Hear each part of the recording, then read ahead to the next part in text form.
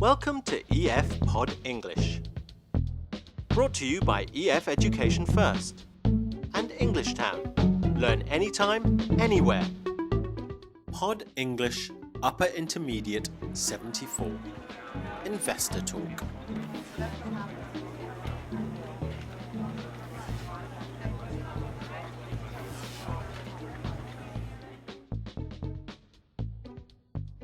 In this lesson, we're going to look at some grammar that you use often, relative clauses. These give us important information about a noun. For example, the plant that produces cars.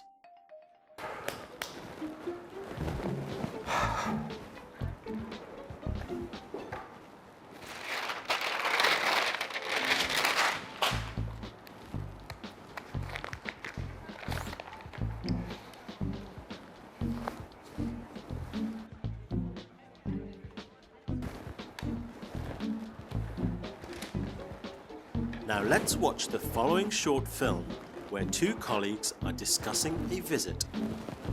Did it go well or badly?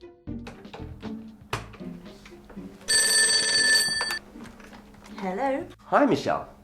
Oh, hi, Greg. What's up? I just got an email from my investor, Mr. Fernandez. He wanted me to thank you for showing him around last week.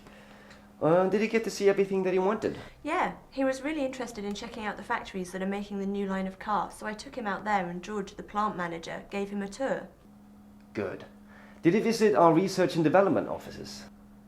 Yeah, we spent a full day there. Mr. Fernandez spoke with an R&D engineer who developed the new engine for us last year. What was the name of that engineer that you spoke with? Jim Landers, I think. Is Jim the one who has that Australian accent? He's kind of tall. The one who has a beard, right? Yeah, that's the one. Do you know him? Yes, he's one of our best engineers. He helped set up the new plant. I'm glad Mr. Fernandez could meet him. Yeah, me too. Anyway, after touring R&D and the factories, I brought Mr. Fernandez to the head office, where we met up with the CFO and a few of the board of directors. And everything went smoothly? Yeah, he seemed to be very pleased with what he saw and very excited about the new projects. He said he'll give us a final decision next week. So did the visit go well or badly? It sounds like it went well, didn't it? The visitor spoke to all the right people. Hello? Hello. Yes, it's Humphrey. Humphrey Middlesworth, of course. He met people who could answer his questions. In this sentence, the word who tells us we have a relative clause. Here's another example from the movie. Mr. Fernandez spoke with an R&D engineer who developed the new engine for us last year. Which engineer did he speak with? He spoke with the engineer who developed the new engine.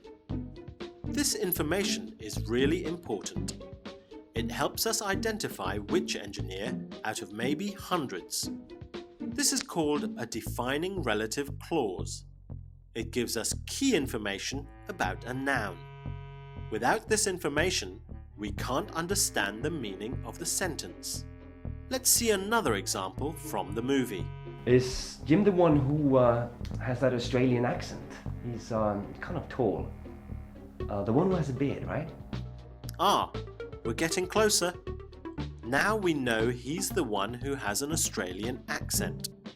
And just in case you still don't know which engineer, he's the tall guy who has a beard. Yep, that's Jim. The defining relative clause tells us exactly who Jim is. Did you also notice that there are no commas? In defining relative clauses, we don't use commas. This is because the information is key to understanding the meaning of the sentence. So how do we make a relative clause? Who is one of several words that can signal a relative clause. We use who or that for people. The man who lives next door. This is the same as the man that lives next door. We use that with things. The machine that broke down is now working. And we use where for places. Mr. Fernandez went to the head offices where he met up with a few of the board of directors. The restaurant where we had dinner was very cheap. Hello. Hello, yes, good afternoon. Humphrey Middlesworth here. Hello? Hello? Damn. Now it's time for you to have a go. Can you make this into one sentence using a relative clause? The man saw the accident. He phoned the police. Yes, that's right. The man who saw the accident phoned the police. You could also use that. The man that saw the accident phoned the police. Let's try another. The train goes to the airport. It leaves every half hour. Well done. The train that goes to the airport leaves every half hour. Now fill in the gap. Well done. The place where we went on holiday was beautiful. Good, but you don't know what an umbrella hat is. Okay. And you've just gone bankrupt. Ah, okay. Maybe you're not the investors for us then. Well done. Today we've been defining relative clauses. Who, that, where are some of the words that can signal a relative clause. Oh, nobody wants to buy my umbrella hats. Thanks for joining us and see you again soon.